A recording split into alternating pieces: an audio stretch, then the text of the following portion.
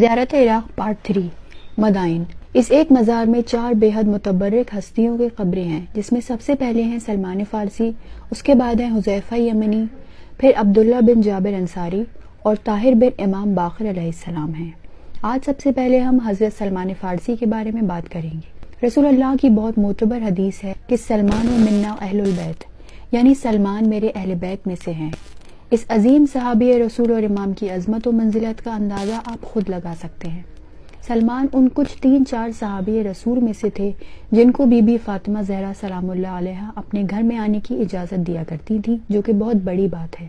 حضرت سلمان ویسے ایران میں شیراز کے بادشاہ کے بیٹے تھے، یعنی یہ شہزادے تھے شیراز کے، اسی لیے ان کو لوگ سلمان فارسی کہتے تھے۔ اور عرب میں تھوڑا غیر عرب یعنی عجم کو لے کر ڈسکریمنیشن ہمیشہ سے تھا، تو رسول اللہ نے لوگوں سے کہہ دیا تھا کہ سب ان کو سلمان محمدی کہیں، تاکہ کوئی سلمان کو خود سے کم نہ سمجھے۔ حضرت سلمان کی ایج روایات میں 250 سے لے کر 500 سال تک ملتی ہے، اور ایران میں اس زمانے میں آگ کی پوجا ہوا کرتی تھی، لیکن حضرت سلمان نے کبھی آگ کی پوجا نہیں کی اور صرف اللہ کو ہی خدا مانا۔ اسی وجہ سے انہوں نے بادشاہت کو ٹھوکر مار کر شیراز چھوڑ دیا اور اس وقت کے اللہ کے نبی حضرت عیسیٰ کو تلاش کرتے ہوئے پیلسطین یا فلسطین پہنچ گئے۔ جب یہ فلسطین پہنچے تو ان کو پتا چلا کہ حضرت عیسیٰ کو اللہ نے آسمانوں پر اٹھا لیا ہے، یعنی وہ بھی واپس چلے گئے ہیں۔ تو پھر انہوں نے وہاں لوگوں سے پوچھا کہ حضرت عیسیٰ نے کیا کہا، تب لوگوں نے سلمان کو بتایا۔ حضرت عیسیٰ نے لوگوں کو بتایا تھا ایک آخری نبی آئے گا اور یثرب یعنی مدینے میں حکومت قائم کرے گا۔ تو پھر یہ فلسطین سے مدینے آئے، یہاں ان کو ایک یہودی نے غلام کی طرح خرید لیا اور یہ کافی وقت تک اس کے پاس غلام بن کر رہے۔ کچھ وقت بعد ان کو پتا چلا کہ کسی نے مکہ میں نبوت کا اعلان کیا ہے، تو یہ بولے کہ اگر یہ اصل نبی ہے تو ان کو مدینے آنا چاہیے، اسی لیے یہ مکہ نہیں گئے۔ پھر رسول اللہ نے مکہ سے جب مدینے ہجرت کی، یہ پہنچ گئے رسول کی خدمت میں یہ چیک کرنے کہ یہ اصل نبی ہیں یا نہیں، کیونکہ انہوں نے آخری نبی کی بہت نشانیاں اپنی کتابوں میں پڑھی تھیں۔ اور پھر رسول اللہ کے پاس آ کر بولے، یا رسول اللہ میں آپ کے لیے کچھ صدقے کی کھجور لایا ہوں۔ تو رسول اللہ نے سلمان سے کہا کہ صدقہ انبیاء اور اہل بیت پر حرام ہے، تو تم یہ کھجور میرے صحابہ کو دے دو۔ تو وہ صدقے کی کھجوریں صحابہ نے کھا لی۔ پھر انہوں نے دوسری کھجور دی اور بولے یہ نذر کی کھجور ہے، آپ کھا لیں۔ تو پھر رسول اللہ نے وہ کھجوریں کھائیں اور مولا علی کو بھی دی۔ اس کے بعد انہوں نے اور علامتیں چیک کی ایک کے بعد ایک، تو رسول اللہ نے کہا سلمان اور کتنی علامتیں دکھاؤں کہ تم مجھ پر ایمان لے آؤ؟ تو سلمان بولے کہ آپ کو میرا نام کیسے معلوم ہے؟ تو اس پر مولا کائنات نے ان کو وہ واقعہ یاد دلایا جب یہ کسی وادی سے گزر رہے تھے اور ایک شیر نے ان کے اوپر حملہ کیا تھا۔ تو سلمان بولے ہاں مجھے یاد ہے۔ تو مولا علی بولے وہ بچانے والا میں ہی تھا۔ اس کو سننے کے بعد پھر سلمان ایمان لے آئے اور کلمہ پڑھا۔ اس کے بعد رسول اللہ مولا علی سے بولے یا علی چلو اب ہم سلمان کو یہودی سے بھی آزاد کراتے ہیں۔ تو یہ لوگ پہنچے اس یہودی کے پاس اور بولے کہ ہم سلمان کو خریدنا چاہتے ہیں۔ تو یہودی بولا مجھے سلمان کی قیمت چاہیے، 500 کھجور کے پیڑ لگاؤ اور جب وہ پھل دینے لگیں تو وہ سلمان کی قیمت ہوگی، اور ایک کھجور کے پیڑ کو 7 سال لگتے ہیں پھل دینے میں۔ یہ بات سن کر سلمان بہت مایوس ہو گئے، کیونکہ ان کی پہلے ہی بہت ایج تھی اور ایک زمانے تک رسول کا انتظار کیا تھا۔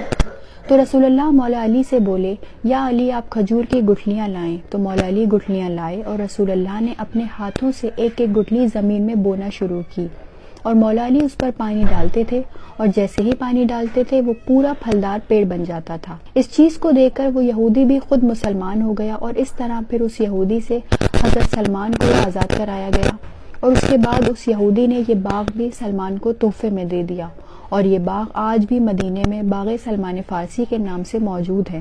پھر رسول اللہ کے دنیا سے جانے کے بعد جب حضرت ابوبکر نے مولا علی کے حق یعنی خلافت پر قبضہ کر لیا، تو صرف 4 صحابہ مولا علی کے ساتھ حق پر باقی رہے۔ ان میں ایک سلمان تھے، ایک ابوذر، ایک مقداد اور ایک عمار، اور ان کے لیے رسول اللہ نے فرمایا تھا کہ ایمان کے 10 درجے ہیں اور سلمان 10ویں درجے پر فائز ہیں۔ ابوذر کے پاس ایمان کے 9 درجے ہیں، مقداد کے پاس 8 درجے ہیں، اور عمار کے پاس ایمان کے 7 درجے ہیں یا 7ویں درجے پر فائز ہیں۔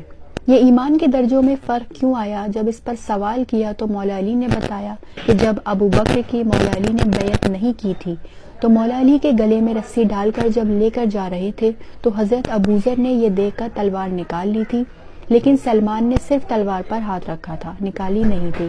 صرف اس بنا پر یہ فرق آیا ہے۔